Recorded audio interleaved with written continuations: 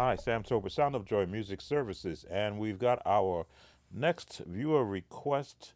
You don't know, and this is Reverend Timothy Wright from 1987.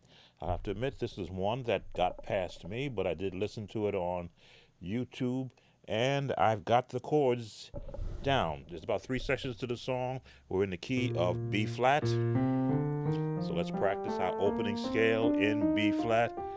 I'll go three octaves this time because I want you to get some practice being able to play multiple octaves as your opening scales.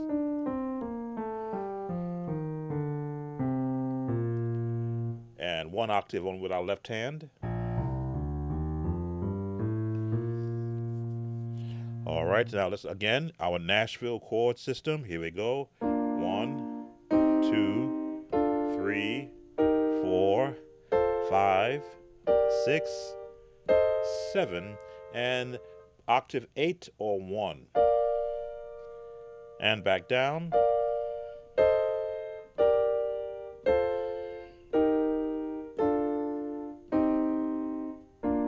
All right.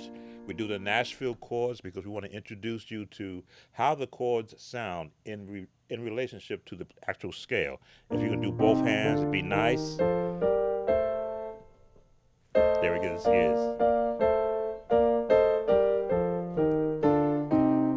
When it does sound right, your ears should pick it up. All right. This song is um, old school contemporary. And by old school contemporary, I mean you have a lot of major, minor chords being played. And because it's such a high impact song, you're almost mimicking every note that the choir is singing with the musicians playing in between. So let's give you the bass chords. Here we go.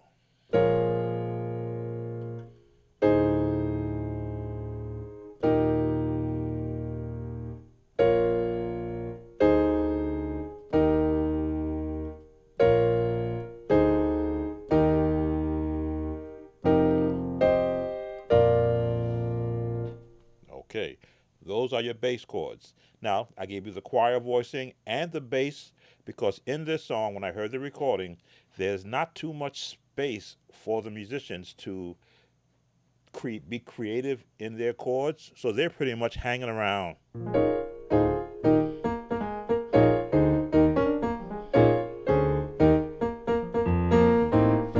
That's where they're hanging. They're in this range, mimicking somewhat what the choir voices are, because the song is really between the lead and the choir singing.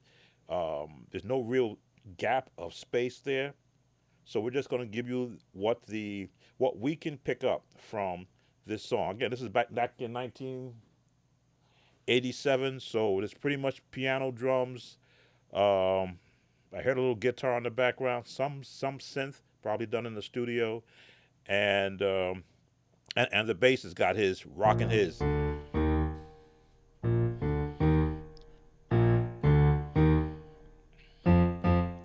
That's pretty much where your bass is rocking his notes.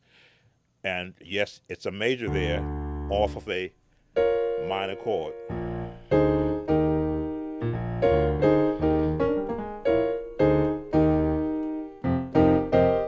So what kind of chords would I give you as a musician to be able to not be playing exactly what the choir's parts are? Hang around here.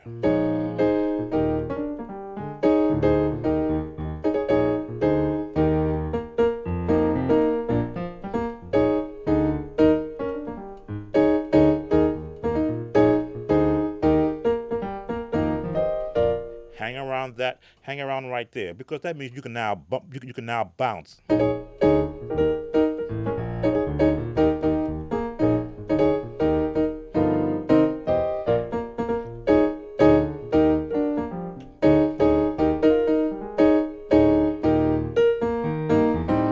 So you can hang around that spot, let the choir do what they're doing, and you can hang around here with your bass.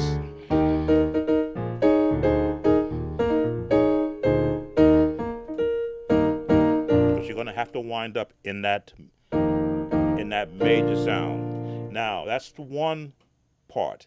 As I say, these songs they're built on chord phrasing, and each part that's part one. Then it's going to resolve, and I'm going to slow this down.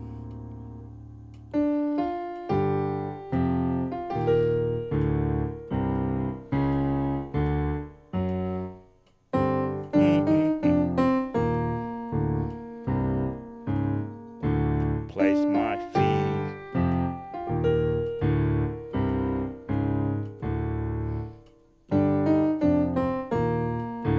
Bum, bum, bum, bum, bum. Back into. So when that change comes, you want to hang on that chord.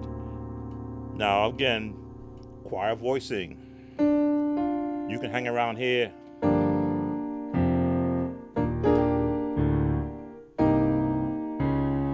Back to that chord.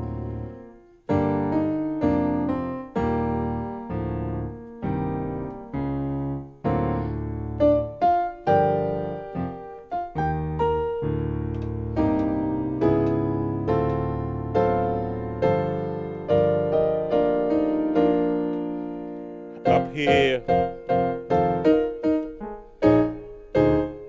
And then back into that first part.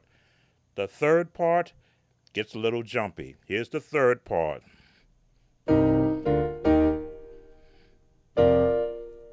it is. Gotta get that bass right.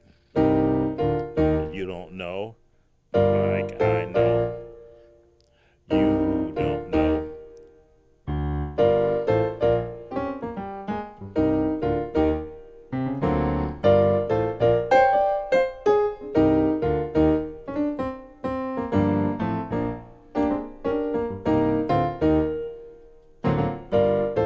So I'm giving you kind of options you can use, but they're right here.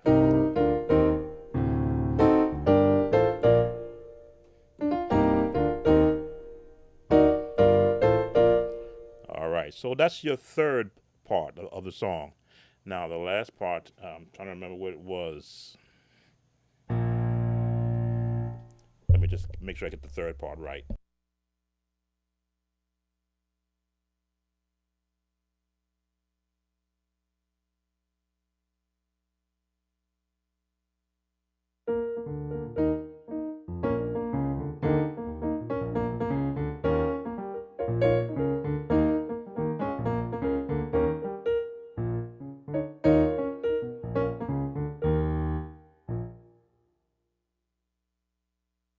All right, so the vamp.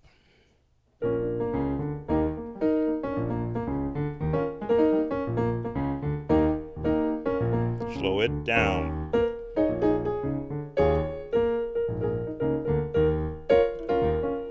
Boom, boom, boom.